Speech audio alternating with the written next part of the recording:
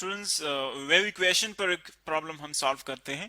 यहाँ पर जो एग्जांपल हमने दिया है, अब किसी भी जो वेव है इलेक्ट्रोमैग्नेटिक वेव्स, उसके लिए हम एक स्पेशल वो फार्मूला यूज करेंगे, लेकिन इसके अलावा जो हमारे पास मटेरियल वेव्स हैं कोई भी आप यूज कर सकते हैं। स्ट्रिंग के ऊपर जो वेव्स बनते हैं, यहाँ पर हमने साउंड का एक एग्जांपल लिया हुआ है। तो देखिए वेवलेंथ गिवन है साउंड वेव्स का, कह रहे the wavelength of sound emitted by a source is 1.7 centimetres, calculate its frequency when speed of sound is 343.4 meters per second।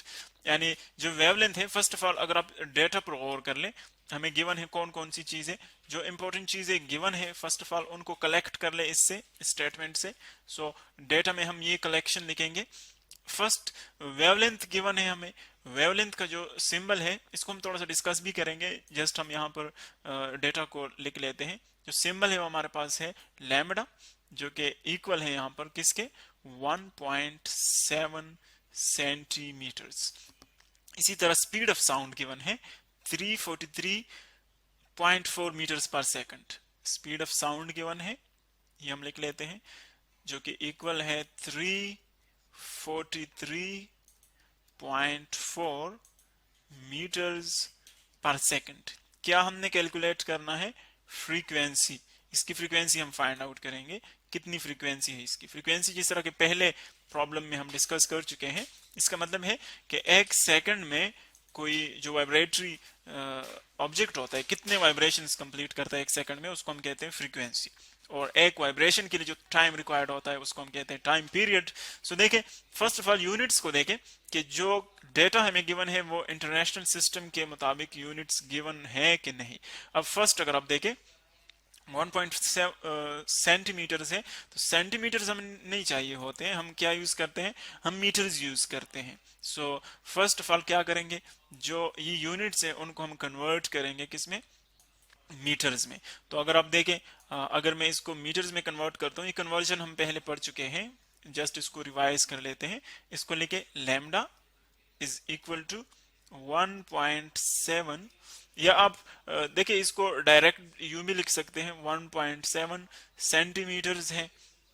सो हमारे पास क्या आ जाएगा, सेंटी की जगह अगर हम लिख ले 10 इंटू 10⁻², सो देखिए ये मीटर्स में आ जाएगा। डायरेक्टली हमने सेंटी की जगह जो प्रीफिक्स है इसकी वो हमने यूज की है, जो कि सेंटी इक्वल होता है 10⁻²। तो अब देखिए ये हमारे पास मीटर्स में आ गया। मीटर चूंकि इंटरनेशनल सिस्टम में यूनिट है लेंथ की, तो हम ये यूज कर सकते हैं। नेक्स्ट स्पीड हमें गिवन है और फ्रीक्वेंसी हमने फाइंड करनी है। सो देखिए अगर आप इसकी इक्वेशन पर गौर कर ले, जो जनरल इक्वेशन है इसका, वेव इक्वेशन जिसको हम कहते हैं, वो किसके इक्वल है, v is equal to F lambda. तीन चीजें यहाँ पर हम यूज करते हैं। या अगर इसको हम मजीद मॉडिफाई कर ले तो हम यूं भी लिख सकते हैं, v is equal to F की जगह देखिए आप क्या लिख सकते हैं, एफ चूंकि फ्रीक्वेंसी है और फ्रीक्वेंसी हम जानते हैं कि ये हमारे पास टाइम पीरियड का रिसिप्रोकल है। सो आप फ्रीक्वेंसी की जगह 1/t लिख सकते हैं। सो ये क्या बन जाएगा, लैम्डा डिवाइडेड बाय टी। दोनों तरफ यूज कर सकते हैं, ये एक ही इक्वेशन है। अब जस्ट सिचुएशन को देखेंगे कि अगर आपके पास ये तीनों क्वांटिटीज यूज होती है, वेलोसिटी या स्पीड, फ्रीक्वेंसी और वेवलेंथ, अगर ये तीनों चीजें प्रॉब्लम में यूज हो रही हैं तो आप ये इक्वेशन डायरेक्टली यूज कर रहे हैं। और अगर ये स्पीड, वेवलेंथ और टाइम पीरियड यूज हो रही है तो फिर आप इजीली यूज कर सकते हैं। वैसे आप दोनों को एक दूसरे में इंटर कन्वर्ट भी कर सकते हैं, इंटरचेंजेबल है, लेकिन फॉर सिंप्लिसिटी जो तीन क्वांटिटीज आपको गिवन हो डेटा में, जिसकी बात हो रही हो, वही आप यूज कर ले तो प्रॉब्लम आपका इजी हो जाएगा। सो देखिए अब हम कौन सा इक्वेशन यूज करेंगे, एक हमें गिवन है लैम्डा जो कि यहाँ पर है, ये है लैम्डा। एक हमें गिवन है स्पीड जो कि यहाँ पर आप देख रहे हैं, और एक फ्रीक्वेंसी हम फाइंड करेंगे जो कि यहाँ पर है। तो इसका मतलब है कि हम ये फर्स्ट वाली इक्वेशन हम डायरेक्टली यूज कर सकते हैं, इसे हम फाइंड आउट कर सकते हैं। वेवलेंथ क्या है, वेवलेंथ जिस तरह के साउंड वेव्स पर हमने बात की है डिटेल के साथ।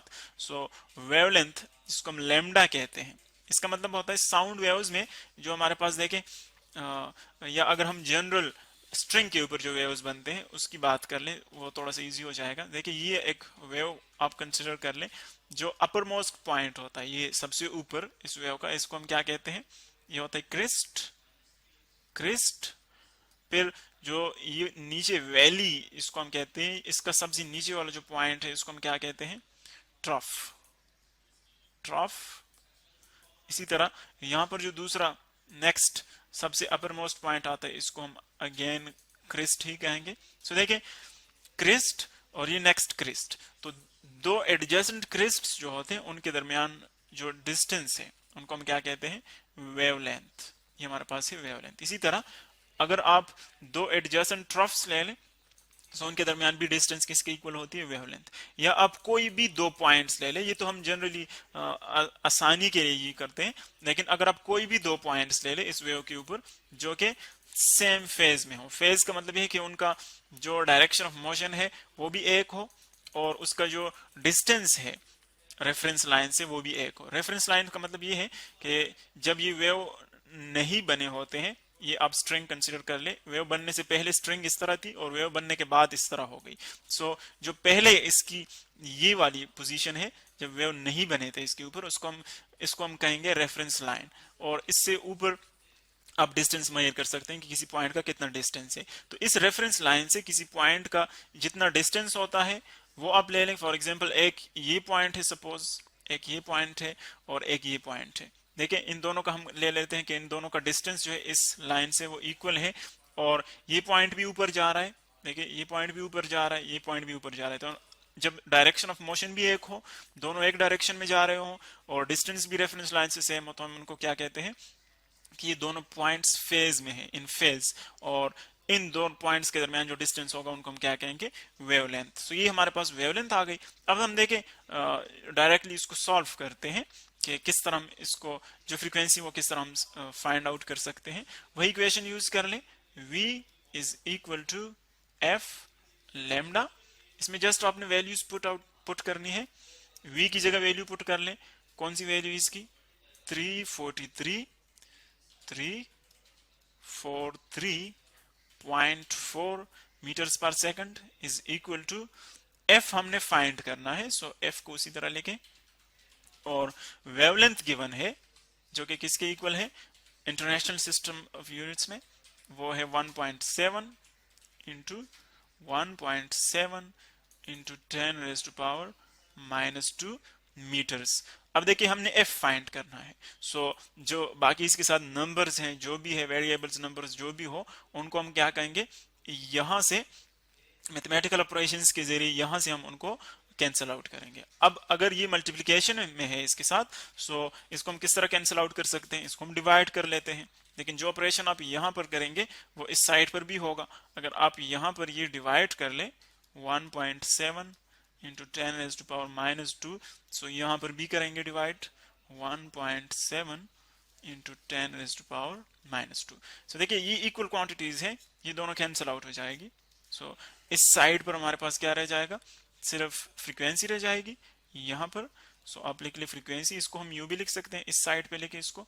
और ये देखें 343 पॉइंट, देखिए यहां पर पॉइंट नहीं है, 343 डिवाइड 0.4 डिवाइड बाई 1.7 इंटू 10⁻⁻²। इसको हम डिवाइड करते हैं। देखें कैलकुलेटर आप यूज कर सकते हैं, क्वांटिटीज लिख लें 343.4 डिवाइड बाय, देखिए यहां पर 10⁻⁻² इसको छोड़े, जस्ट इन नंबर्स को इन नंबर्स पे डिवाइड कर ले। 10⁻² को हम इजीली जो है उसको हम डील कर सकते हैं, जस्ट उसको हम ऊपर ले जाएंगे, वो उसका जो पावर है उसका सिंबल चेंज हो जाएगा। सो जस्ट इसको आप डिवाइड कर ले 1.7 के ऊपर 1.7। सो देखिए इससे क्या आता है, इससे आता है 202। तो हम लिख लेंगे फ्रीक्वेंसी हमारे पास बन जाएगी 202। इसको हमने डिवाइड किया और जो 10 पावर रह गया, देखिए इसको ऊपर ले जाएं, इसका पावर माइनस है तो ये ऊपर जाकर क्या हो जाएगा, प्लस हो जाएगा, +2। और फ्रीक्वेंसी की जो यूनिट है हमारे पास वो है पर सेकंड या सेकंड इनवर्स, तो ये आ जाएगा सेकंड इनवर्स। और अगर आप इसको साइंटिफिक नोटेशन में लिखते हैं तो साइंटिफिक नोटेशन में हमारे पास पॉइंट जो है वो 1 डिजिट के बाद आता है। सो आप इसको क्या लिख सकते हैं, पॉइंट देखिए यहां पर है, सो आप इसको 1 डिजिट के बाद लिख ले 1 2। सो ये बन जाएगा frequency is equal to 2.02 into 10⁻², 2 points इसके साथ और भी ऐड हो जाएंगे, सो ये बन जाएगा 4 इनवर्स, सेकंड इनवर्स, ये इसकी आ जाएगी फ्रीक्वेंसी।